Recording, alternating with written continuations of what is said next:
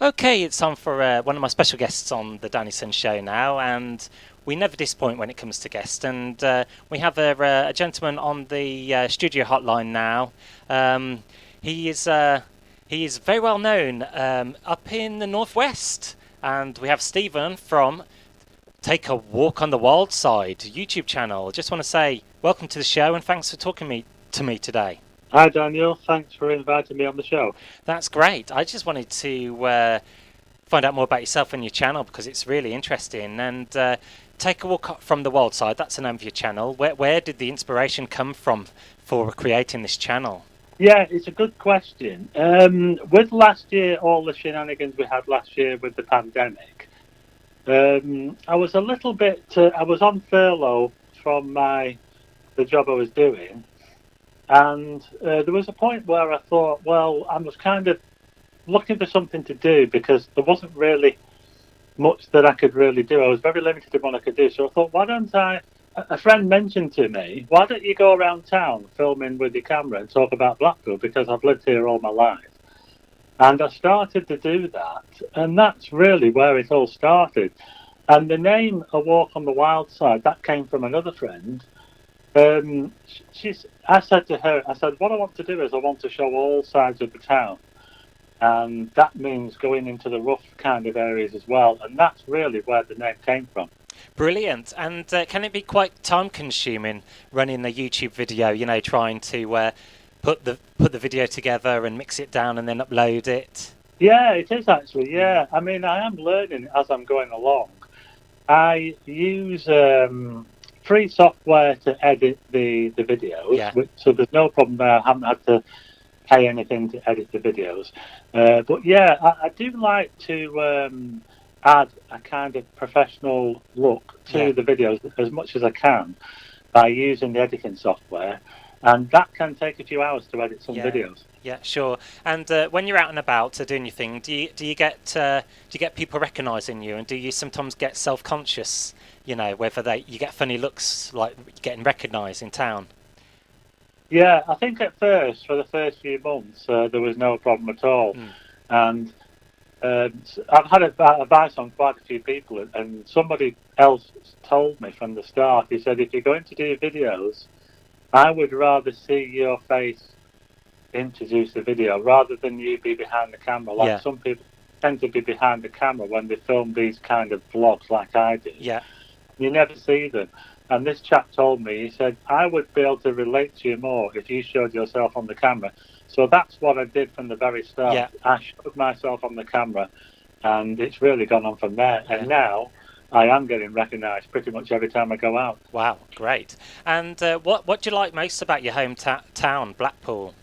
Yeah, well, like I say, I have lived it all my life, and I think I put some of my videos, it might not look as though it's very positive because, like I said, I do go into some of the more rundown. I highlight some of the, some of the areas that have not had a lot of investment and have kind of become a little bit run down. Yeah. But I do like to put a positive spin on it as well. I normally have something positive towards the end or something, and I like to mix in as well, if I can, some of my photographs, and maybe if you're a nice sunset or something like that, I'll go to the promenade and I'll show a nice sunset or something like that. Yeah, so very contrasting videos. You know, sometimes you've got the underbelly of a seaside town, like Southport, that has a slight underbelly to it. What part of the year in Blackpool do you like the most? And you know, when in the winter months, like say coming out of winter now, do you find it very windy?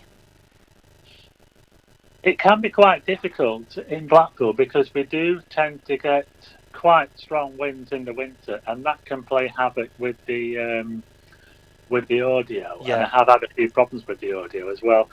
But yeah, I do like to go out in all weathers because I am actually an award-winning weather photographer, so I've got no problem at all in going out in all kinds of weathers. Nothing can really put me off, you know, going out in the pouring rain or the wind. It's just sometimes the wind can actually cause a problem with the audio, so I do have to be very careful about it. Yeah. So you are one to brave the elements, so to speak. Yeah, that's right. And I think sometimes when I do go out in the wild weather, it makes for a better video because people can see, oh look, he's going out in this weather to bring us a video. Yeah. He's going that extra mile, and I quite like that. I like to try and and do. I did do a video of the illuminations, the Blackpool illuminations, when while they were on. Yeah. I mean, they were cut short last year, but I did do a video of them in the pouring rain, and the reason why I did that was because the reflections of the illuminations in the road looked really, really good with the pouring rain and the puddles and all that sort of thing. Cool. And Blackpool famous for its tower, and what other places of interest does this great town have to offer?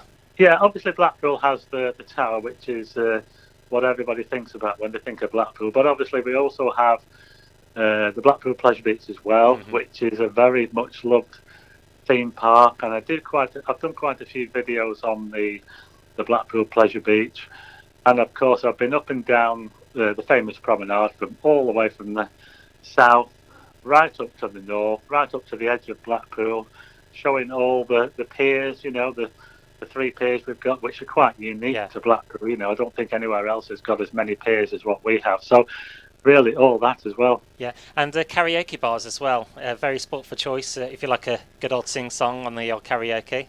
Yeah, I have featured quite a lot of the bars and the clubs and pubs, and I've been out at night and filming around and showing how busy they are, trying to capture a bit of the atmosphere, because we have all kinds of people that come to Blackpool, and one of the biggest things about Blackpool is the amount of pubs and clubs that we have, so it does get very, very busy, and I like to try and capture the atmosphere of that as well. Yeah. Are you looking forward to everything opening up back again once it does so? Yeah, I do hope so, because when I first started the channel, one of the biggest things that I used to do was to go around town filming trying to catch the atmosphere of the pubs and clubs. And obviously, since they were all shut down, then I've not been able to do that. But I've been doing other things as well. So it's kind of thinking, what else can I do, And I think the channel's kind of evolved a little bit, So I am trying to think of other ways in which I can maybe go forward. Yeah. And what fish and chip shops do you recommend in Blackpool? That's a good question. Yeah, I get a lot of people asking me, what's the best fish and chip shop in Blackpool? And really, it's a tough question. Yeah. I don't think that there's a right answer, to be quite honest. There's one near me called The Cottage, which is probably the most famous fish and chip shop or restaurant in Blackpool. It's where all the stars tend to go when they're doing the shows in town. And there's a few others as well. Dotted around town as well, but it is quite a difficult question to answer that one. Everybody has their own favourite fish and chip shop, of course. And how would you describe the folks of Blackpool? Yeah, I think that we're just like anybody else, really. I mean, I think there's obviously in this town we have what you would call like a transient population, where some people will come and live here and work for the season, then they'll move away. But there's obviously people that do live here, like myself, permanently, and I'd just say we're just like anybody else, really. We just, and I think people, I get quite a lot of people asking me that would like to move here, and I'm quite surprised as well, because I've had a few people from down south near London asking me, could I do a little video on certain areas, because they want to get a feel for certain areas of Blackpool, because they're looking to maybe relocate from there to here, because I think they're taken by the being by the coast, being by the sea, and I think that's one of the things that people, if you ask anybody up here, what do you like best about Blackpool, including myself, well, it's being by the sea. Yeah, nice. And your channel, Take a Walk on the Wild Side, is, I suppose when this interview comes out, it would be nearing 25,000k. What would you like to say to your followers and subscribers? Well, I'd like to say thanks to everybody who's followed me since I started. I only started back in July last year.